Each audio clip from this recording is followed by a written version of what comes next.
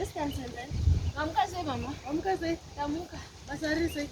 Basa riri kunakidza zva. Hapasi kubvawo here pano? Hapasi kubva hapanakidza pano. Sure. Chatogara nemi kusvika ndazondorongokwa ndichinguva pano. Zveshuwa? Chero ndikadzoka kubva kumurume svindozoka pano. Handitya? Aiwa, zviri right. Wapedza kuwacha? Handatopesana kusana nemasokisi aya. Chete? Saka ungandinyikirawo here izvi ndambobuda. Ndoda kuenda kutauni. Alright mama.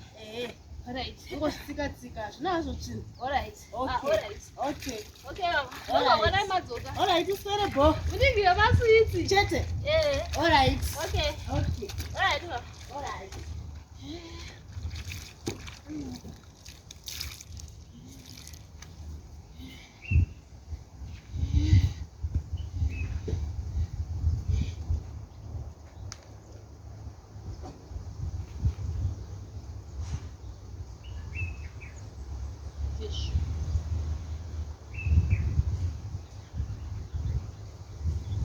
Ndindowacha zvere, ndindovafamba wawachira zvere.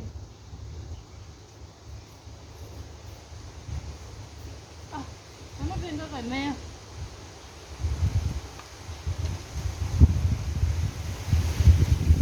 Ndinofana kuzviwacha here izvi, ndikati unokombawo zvawachira zvere. Zvinokombawo chakunga zvisvo. Neimi.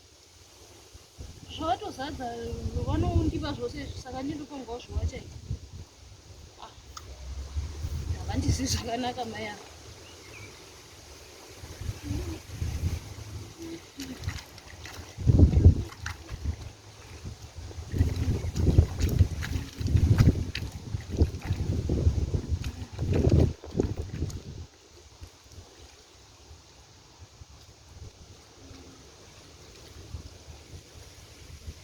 Tange nezvezvi vasati vadzoka. Vanhu vanondiriwacha ndichidai vangasadzika basa. Hayi zvandibati izvi. Vanondzikisira mai ava vandizivi zvakanaka.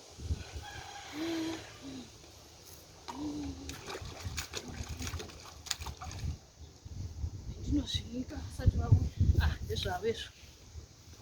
Miro sikodzero yangu zveingowacha izvizvi. Zvimwe zvinhu munhu anofanira kuzviwachira zvinhu. Handisi ndowacha zvinhu izvi zvenyu.